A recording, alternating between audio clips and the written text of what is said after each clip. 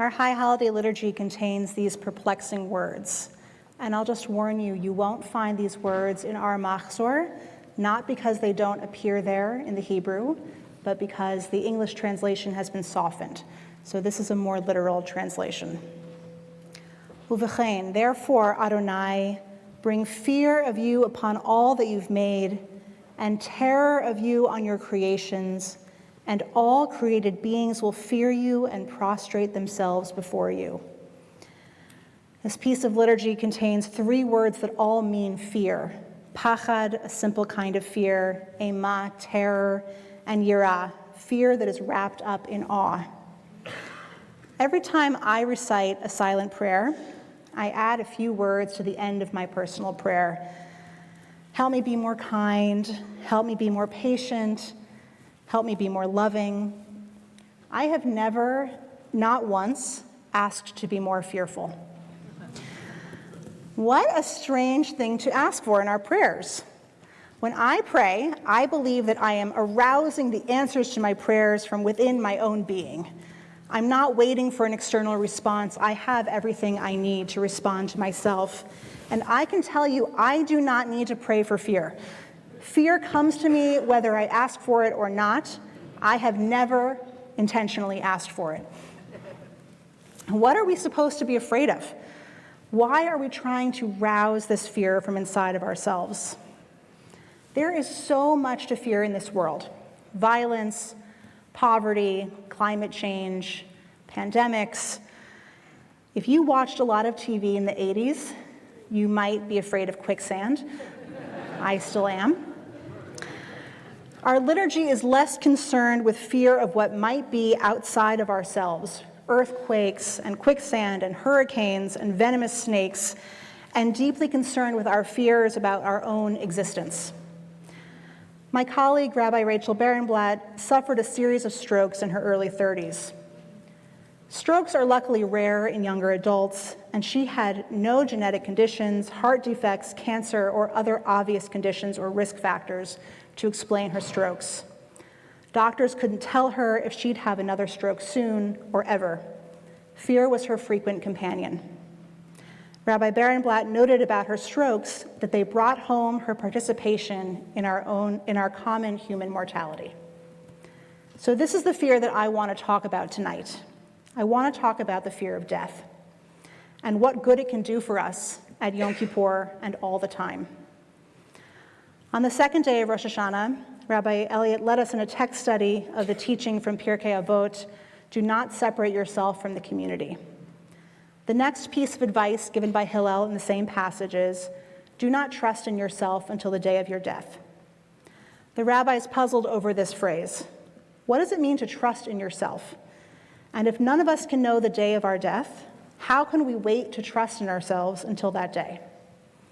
They understand the phrase to mean, do not trust in your own righteousness until the day of your death.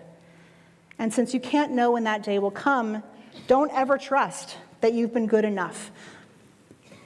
That's kind of harsh. To that point, Rabbi Barenblatt writes, in truth, none of us know when our lives will end. I don't mean that to be depressing or paralyzing. On the contrary, I mean it as a reminder that the only time we have is now. The time to be the person we want to be is now, because now is what we have. It's all anyone has. It's all anyone has ever had. It is impossible for most of us to ignore that death is always close at hand. I have attended and officiated at countless funerals, shiva minyanim, and unveilings. I have sat with people who have lost parents, siblings, spouses, and children. I have lost peers at all ages of my life to car accidents, suicide, cancer, and addiction. I have lost a parent, first cousins, all of my grandparents. This is part of what it is to be alive, and none of us is spared this truth. Back to that prayer, Uvechein, therefore Adonai, bring fear of you upon all that you've made, and terror of you on your creations, and all created beings will fear you and prostrate themselves before you. Rabbi Sheila Peltz-Weinberg comments in our Machzor, the Uvachein calls us to acknowledge ourselves as created beings living in a world where we are not completely in charge. It is terrifying, and we acknowledge our fear at the absence of control in our lives. And yet, fear of death brings a certain kind of clarity. Now is all we have. It's all anyone has ever had. This is the first great lesson of my fear of death. Now is all we have. But here's the thing. We necessarily hold in tension two equal truths. Death may come for us at any time. Now is all we have. And also, our deaths always feel far away. We have no choice but to live most of our lives as though we have all the time in the world. We must hold these two truths in tension because the choices we might make in awareness of impending death are different from those we must make when death is far off. If you knew that you were dying tomorrow and you were well enough to enjoy this last day, I hate to say it, but you probably wouldn't be here. I mean that in the best way. You would be embracing your beloveds. You would hopefully be doing your very favorite things with your very favorite people. You would be eating a great meal and drinking wine. And on the other hand, when we know that death is far off, we spend time going to work, cleaning our houses, being in charge of carpools, making sure we take our medicines, getting enough fiber, doing all manner of routine tasks, including ones we hate.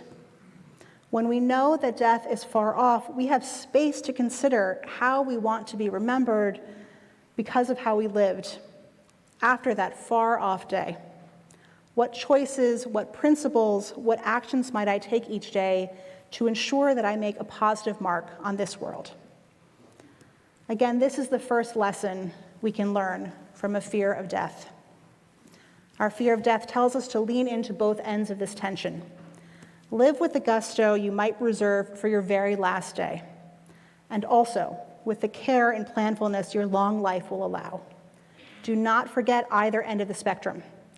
What you do today matters because now is all you have. And also, you have time to consider how you might be remembered. You have time to consider your mark. Make it matter. The second lesson we can learn from our fear of death is that we must put effort into building lives that can shelter us against our fears. In their work, Approaching the Buddhist Path, the Dalai Lama and Buddhist nun Thubten Chodron speak about working with fear, understanding the difference between what they call afflictive fear and wisdom fear. They write, "A kind of fear has an element of wisdom. It is an awareness of possible danger that causes us to exercise caution. While this fear may feel unpleasant, it is useful. For example, awareness that you live in an area that is prone to earthquakes encourages people to make and heed building codes to protect buildings from collapsing. People lay careful plans and take precautions without being immersed in uncontrollable panic." Rabbi Elazar ben Azariah says, similarly, if there is no wisdom, there is no fear. If there is no fear, there is no wisdom. Is the fear of our own mortality a type of wisdom fear? I would say yes, but only if we heed it. What could awareness of our own mortality allow us to do in preparation? How do we build our own spiritual houses to withstand the earthquake of death that happens around us and eventually will happen to us? The Liturgy of the Day offers 3 suggestions: teshuvah, repentance; healing and strengthening our relationships, returning to the path of moral action; tefillah, prayer; inner work, cultivating equanimity, making space for the sacred; tzedakah, giving justly, repairing the world, finding our place in the great work of completing creation, and ushering in a future of peace and well-being for all peoples. Teshuvah, tefillah, and tzedakah are great organizing principles of the work we need to do, the houses we need to build. I can say it more simply: build loving relationships and loving community, take care of your soul, do what you can to fix what is broken around you. These are our only imperfect safeguards against the calamities that awareness and experience of death brings. loneliness, brokenness, meaninglessness, and hopelessness. We who have experienced the death of loved ones, which is likely all of us in this room, know the clarity that comes in the wake of loss. Suddenly it becomes simple that we need love, we need community, we need to care for ourselves, we need to fix what we can touch. This would be a really great moment to tell you a story about how simple and obvious our need for community and meaning become after we have experienced loss. But I have so many stories of standing in Shiva houses, watching our community hold each other up, that it's hard to choose just one. I have my own stories of being held up by community during my own losses. So I want to give you a chance to write in your own story here. You might imagine a time you have provided that profound support for another person experiencing loss, or a time when you have been held up by having your basic needs for connection and companionship met in a dark hour. I'll give you a moment to think about that.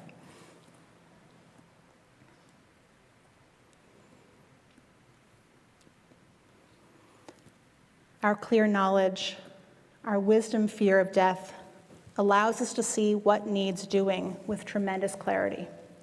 So this is the second lesson of the fear of death. What we need to do is simple, even if hard, and we can use our wisdom fear to guide us toward building up our infrastructures of self, community, and world to hold and contain us. I want to share a third lesson I think the fear of death teaches so profoundly. We need help. This past summer, I had planned to do a 6-day backpacking trip with my sister Chava. On the first day of our trip, I took a wrong step coming down a steep and rocky descent. I remember very little about the falling, except a crystal clear thought that passed through my mind without an ounce of fear. Oh, this is how I die. But I did not die. Thank God. And when I landed, I became aware of a searing pain through my body. I began to shout, a bit weakly, "Help, it hurts. Help, it hurts." Those are my actual words. And thankfully, help was only a few steps behind me. And with time and medical care, most of that pain has subsided. But I remember my shouts, "Help, it hurts." I felt, at least for a moment after my fall, that my inner vision had clarified. Now, I was in shock, and I was completely confused. Nothing, in fact, was clear to me at all, and yet I had a sense of clarity I rarely feel. And I knew exactly what I needed: help. And why did I need help? It hurts. Being alive hurts. I want to suggest that our fear of death can offer us this nugget of wisdom. We need help. We cannot survive this on our own. We cannot live to our fullest potential alone. We need the medicine of this holy community to live well, and that is why we are here. We need other human beings to give our lives meaning and purpose. Living is hard and too often painful. Humans need intensive care from the moment they are born until well into adolescence. We are often born with or develop ailments that mean we need physical help our whole lives. We hurt ourselves, we fall down, we get sick. If we're lucky, we will live long enough to need the kinds of help we needed as infants. Needing physical care, physical help is a norm of human life, not an exception. And we also live with spiritual discomfort and pain. We ask big, hard questions. Why am I here? What is my purpose? Does it matter what I do? Why is there suffering in the world? And why can't I fix it? We need the help that comes from living in healthy families and healthy communities, particularly sacred communities like this one, who pass on stories of meaning and purpose to us and give our lives structure. We read in the Ashrei prayer, "Ritzon yire'av ya'aseh, ve'et shavatam yishma v'yoshiem." Responding to the yearning of all those who fear, God hears their cry and comes to rescue them. We pray for fear today because without it, we won't know that we need to be rescued. The third lesson is that we can ask for help. We need help. We need to shout for help. We need to beg for help. We need to accept help in a million different forms. And we need to enthusiastically give our own help in return. Some of us are better at one side of that equation than the other. Our theme over the holidays this year is community. And this task of helping each other is what community allows for and what religious community excels at. If you want to immerse yourself deeply in this lesson, offer your help freely and often to others in this community, and ask for help when you need it yourself. Rabbi Nachman of Bratslav wrote, "All the world is a very narrow bridge, and the important thing is not to make oneself afraid." But sometimes being afraid is useful. Sometimes we can ask for a bit of fear and see what it might teach us. On this day of Yom Kippur, when we confront our own mortality, let's lean a little bit into the fear and what it can teach us. Therefore, Adonai, bring fear of you upon all that you've made, and terror of you on your creations, and all created beings will fear and prostrate themselves before you. All we have is now, and we also have time to make a mark on this world. What we need to do in this life is simple, and what we need to do in this life is hard. So let's ask for help and give it to each other. Gemar Chatima Tova, may we be sealed for good together.